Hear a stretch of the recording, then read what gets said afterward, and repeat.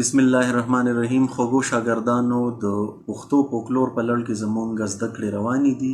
په دغه سلسله کې تاسو د مختلفو منظوم ولسي اصنافو تعارف او پیژنګلو وکتله. نن زموږ موضوع ده د لوبې تعارف او پیژنګلو. لوبه چې یو ولسي صنف دی، منظوم ولسي صنف دی. دغه صنف څنګه دی د فن په لحاظ په دغه کې څه قسمه موضوعات بیان شوي دي، یعنې د فکر په لحاظ باندې هغه څه خوبۍ لري. نو راځئ چې دغه زده کړې طرف ته لاړ شو. د پښتو ولسي ادب یو بل زړه راښکونکی صنف د لوبې په نوم یادیږي. محترم ساجد شایق د دې پیژنګلو څه داسې کوي چې لوبه، لبه یا لیبه د ولسي ادب خوږه برخه ده. لوبه د ساده سوچه ټکو نه جوړولی شي. په لوبه کې د فلسفیانه او ډیرو ژورو معنو والا ټکو ځای نه وي. زیاتې ښځې وایي، خو هغه لوبه خوږه لګي چې د هلک او جینۍ په شریک اواز د سوال او جواب په رنګ وویلی شي. ځکه چې هسې هم لوبه یا لبه د عربۍ ژبې ټکې لاب نه جوړ ده، چې معنی یې دی لوبه یعنی کیل، زړه مشغولول، سیل، تماشه وغیره. نو ځکه موږ د لوبې تعریف داسې کولی شو چې د عاشق او معشوقې ترمنځ د جذبې عکاسي چې په منظومه مکالمه کې څرګند کړی شي، نو لوبه شي. لوبه په څو رنګه لیکلی شي، یو مخصوص شکل یې نشته. مولانا عبدالقادر د لوبې په حق لیکي چې وړاندې چې به دوو ملګرو یو بل سره د شرارت نه کومې ټوکې ټقالې کولې، هغې ته به یې د شاعرۍ جامه اغوستله او دغسې پښتو ادب کې د یو نوي صنف یعنی لوبې اضافه وشوه. د پیشاړو او ویشتو نه ډکې دا لوبې د ادب دپاره ډېرې سودمنې ثابت شوې. د لوبې اوله مصرع اوږده او دویمه لنډه وي. په لوبو کې ستاینې یعنی کړۍ د دوو، دریو یا څلورو مصرعو پورې هم وي.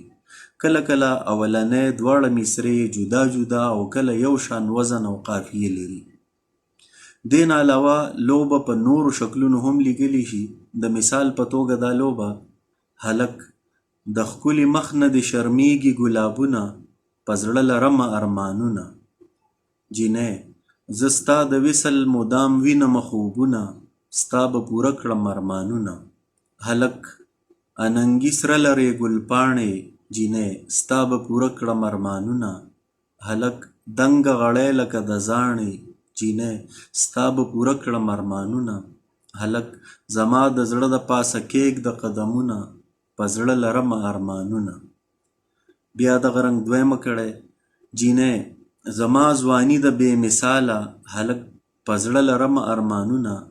جینۍ: زما د ښکلي جبین خاله، هلک: په زړه لرمه ارمانونه. جینۍ: زه په یوه خندا وړم د خلکو زړونه، ستا به پوره کړم ارمانونه. د لوبې یو بل قسم یا یو بل مثال وګورئ: دا رنګ دی ولې زیړ دی خورې څه کوې سوچونه، ورېږي دې په زړه د چا خواږه خواږه یادونه. دویمه ملګرې: دا رنګ مې ځکه زیړ دی خورې زه کوم سوچونه، ورېږي مې په زړه د چا خواږه خواږه یادونه. اوله ملګرې: دا څوک و چې ناڅاپه یې ستا وار دومره خطا کړو، سینه کې یې زړګی درله بېواره په درزا کو. ته راشه راته پټ په غوږ کې ووایه حالونه، ورېږي دې په زړه د چا خواږه خواږه یادونه. دا رنګ دې ولې زیړ دی. دویمه ملګرې: لالي مې نن تپوس کوو چې څه ته وایي مینه، حیا نه په تندي مې خوله راغلله مهینه. سینه که مې ناڅاپه زړګي ووهل ټوپونه، ورېږي مې په زړه د چا خواږه خواږه یادونه. دا رنګ مې ځکه زیړ دی، دا رنګ مې ځکه زیړ دی خورې زه کوم سوچونه، ورېږي مې په زړه د چا خواږه خواږه یادونه. محترم داورخان داود د لوبې د فني او فکري خصوصیاتو په هکله لیکي: د پښتو د ولسي شاعرۍ یو بل مشهور او اهم صنف لوبه دی.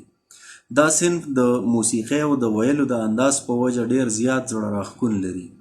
هسې خو د ولسي شاعرۍ ټول صنفونه په سادګۍ او روانۍ کې مشهور دي، خو د لوبې مزاج دومره نازک دی چې که چا دلته د ساده ژبې نه یو ذره هم سنګ وکړو، نو بیا په لوبه کې هغه خوند او مزه نه وي. د دې بل صفت ډرامایي انداز دی. دا عموماً د مکالمې په طرز ویلی شي، هسې خو لوبه عموماً د ښځو په اواز کې ویلی کېږي او د دوی اواز د دې دپاره مناسب هم دی. خو ښې لوبې هغه ګڼلی شي چې په غبرګو اوازونو کې وي. د لوبې د سر د دواړو مصرو وزن او کله کله قافیه هم بیله بیله وي. په سر د لوبې بنیاد ایښودی شي او همدغه د دې عنوان موضوع یا مضمون هم وي. د یوې مشهورې لوبې دغه سر وګورئ: ستا د خانه په کلي راغی خړ سیلاب ملکه، شی به خراب ملکه.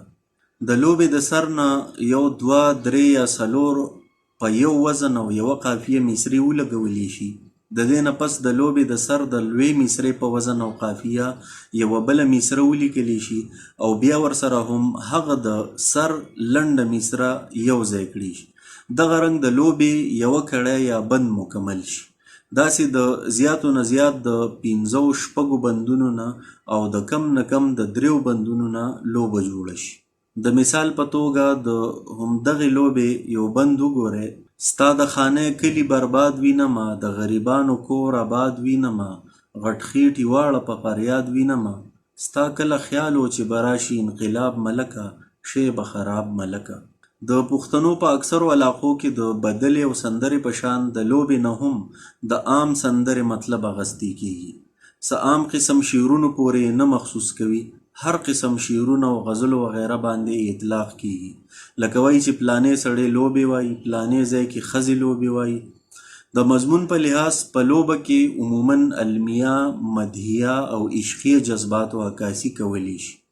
د کومو شاعرانو چې لوبې مشهورې دي او په کتابي صورت کې شایع شوي دي، په هغو کې مخلص، میرا، مخې، توکل، طالب، خسرو، عبدالسلام، احمد جان، میران، محمد دین، سید عمر، یعقوب، رمضان، عیدوخیل، عبدالله استاد، عبدالقدیر، گلستان، جانان، شیر افضل، سردار خان، احمد گل، نورالدین، فیضان، مرزا زخمی زیگر، علی حیدر جوشی، فدا مطهر، میر غلام صادق، نور محمد، سید اکبر صابر او جمشید د ذکر وړ نومونه دي.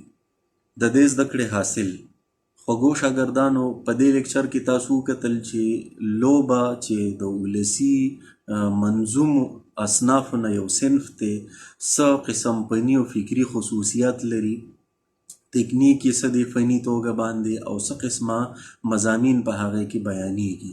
د مختلفو لیکوالانو رایې کې مونږ د لوبې هغه پیژنګلو ستاسو سره وکړه. هیله لرم چې اوس به مو د لوبې دغه صنف پیژندلی وي. چېرته چې ښاد آباد او بریالي اوسئ. کور مو ودان.